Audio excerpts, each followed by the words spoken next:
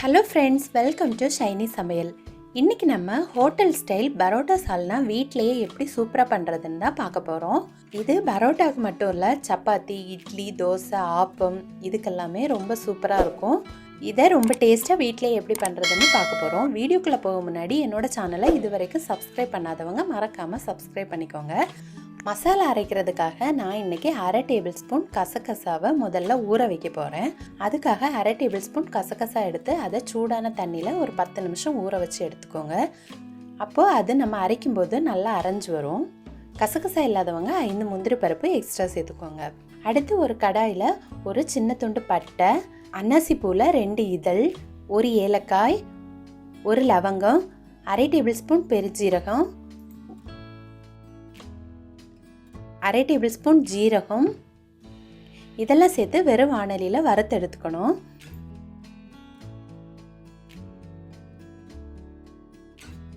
இது கூடவே 1/2 table spoon நல்ல மிளகும் சேர்த்து நல்லா வறுத்து எடுத்துக்கணும். இதை இந்த மாதிரி வறுத்து எடுக்கும்போது இந்த சால்னாக்கு நல்ல ஒரு மணம் கிடைக்கும். அதுக்காக தான் வறுத்து எடுத்துக்கிறேன். இப்போது இதில் இருந்து நல்ல மணம் வர ஆரம்பித்தோடனே இதை ஆஃப் பண்ணி அப்படியே ஆற விட்டுடுங்க.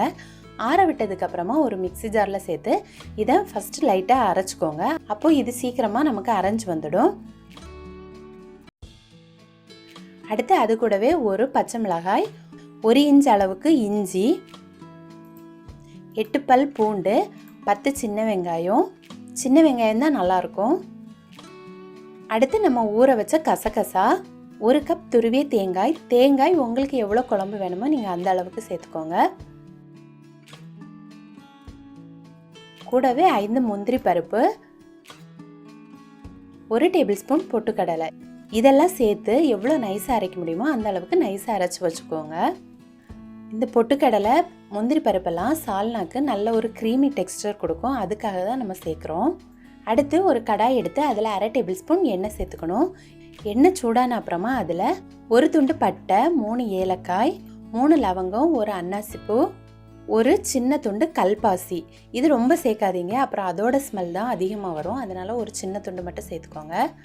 அடுத்து ஒரு பிரியாணி இலை, 1/2 டேபிள் ஸ்பூன் பெருஞ்சீரகம், 1 டீஸ்பூன் நல்ல மிளகு, 3 பச்சை மிளகாய் இந்த மாதிரி நீல வாக்கில் நறுக்கி சேர்த்துருக்கேன். கூடவே ஒரு வெங்காயத்தையும் இந்த மாதிரி நீல வாக்கில் நறுக்கி வச்சுருக்கேன். அடுத்து ஒரு கொத்து கருவேப்பிலையும் சேர்த்து இதை நல்லா வதக்கி எடுத்துக்கணும்.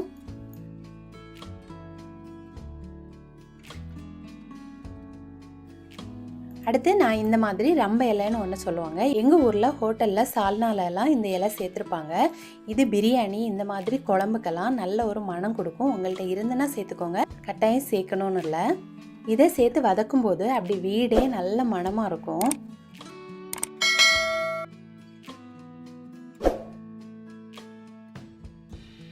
இப்போ இதெல்லாம் சேர்ந்து வதங்கின அப்புறமா நான் 2 தக்காளியை நீலவாக்கில் நறுக்கி வச்சுருக்கேன். அதையும் சேர்த்து இது கூட வதக்கி எடுத்துக்க போகிறேன்.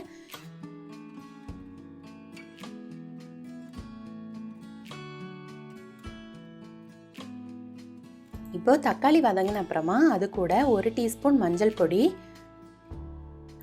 1/2 டேபிள் ஸ்பூன் மல்லிப்பொடி, 1 டேபிள் ஸ்பூன் மிளகாய் பொடி சேர்த்துருக்கேன். மிளகாய் பொடி உங்கள் காரத்துக்கு ஏற்ற மாதிரி சேர்த்துக்கோங்க. நம்ம ஏற்கனவே அரைக்கும் போது பச்சை மிளகாய், நல்ல மிளகாயெல்லாம் சேர்த்துருக்கோம். அதனால் அதுக்கேற்ற மாதிரி பார்த்து சேர்த்துக்கோங்க.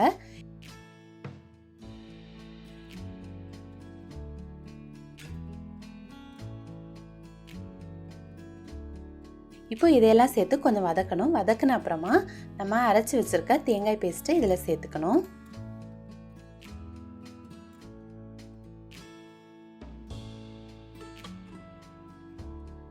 அடுத்து இந்த குழம்புக்கு தேவையான அளவு தண்ணியும் சேர்த்து இதை நல்லா மிக்ஸ் பண்ணி கொடுக்கணும்.